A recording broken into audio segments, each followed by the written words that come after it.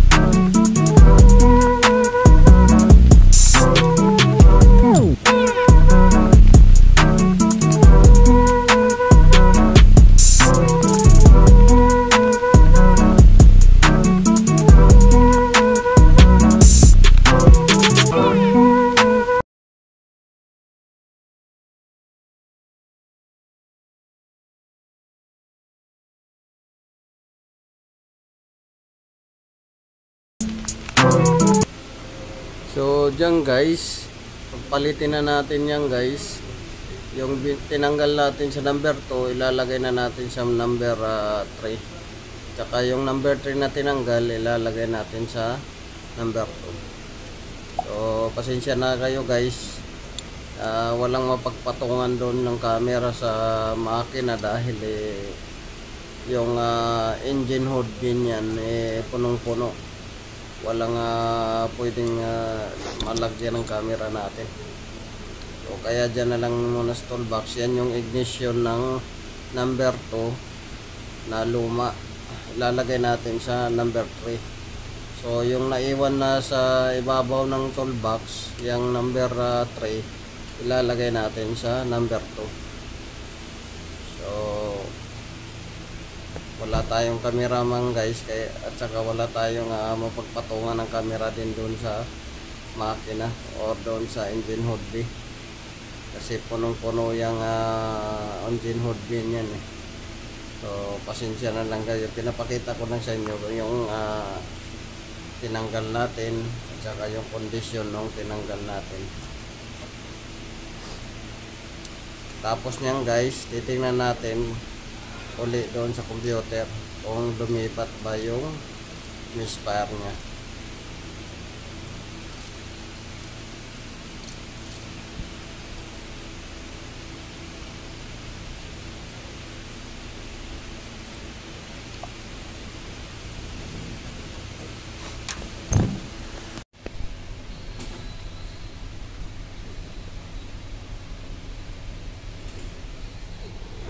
So nandito naman tayo guys sa loob ng sasakyan. So nandyan pa rin yung check engine nya guys. Binura ko na yan guys, pero bumabalik pa rin siya dahil doon sa computer guys andun pa rin yung cylinder number 2 misfire, hindi pa rin siya natanggal. So ibig sabihin dalawa na lang yung ano nyan guys, ipe-perform lang natin yung injector, ipe-physical check natin, tapos ililipat natin din, tapos mag-compression test tayo. So yun na lang natitira natin gagawin, compression test doon sa cylinder number 1, number 2, tsaka 3, comparison natin, at tsaka yung injector iswap natin. So yun na lang matitira natin guys na gagawin. So hindi pa rin guys lumipat, so gagawin natin yung compression test tsaka yung injector swap.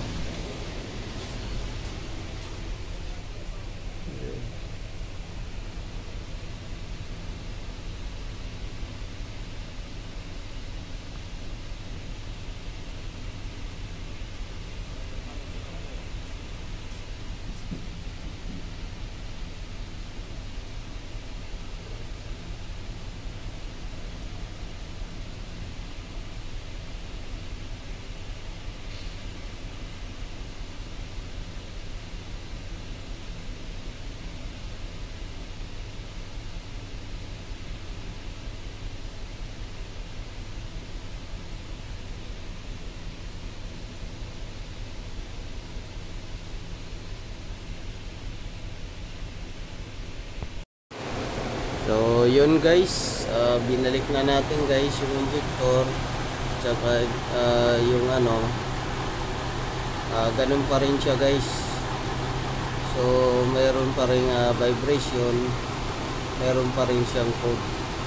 So i-request natin ito na bubuksan natin ng valve train nito, kasi base doon sa compression test natin, hindi natin naipakita dyan guys sa compression test ng computer,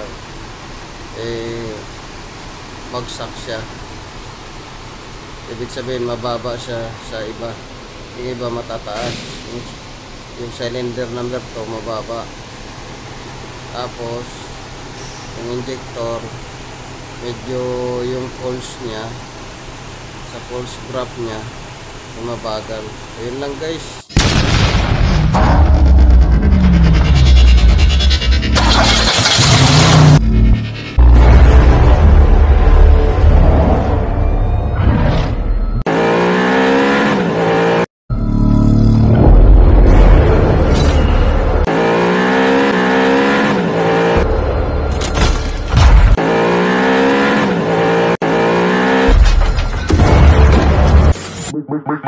make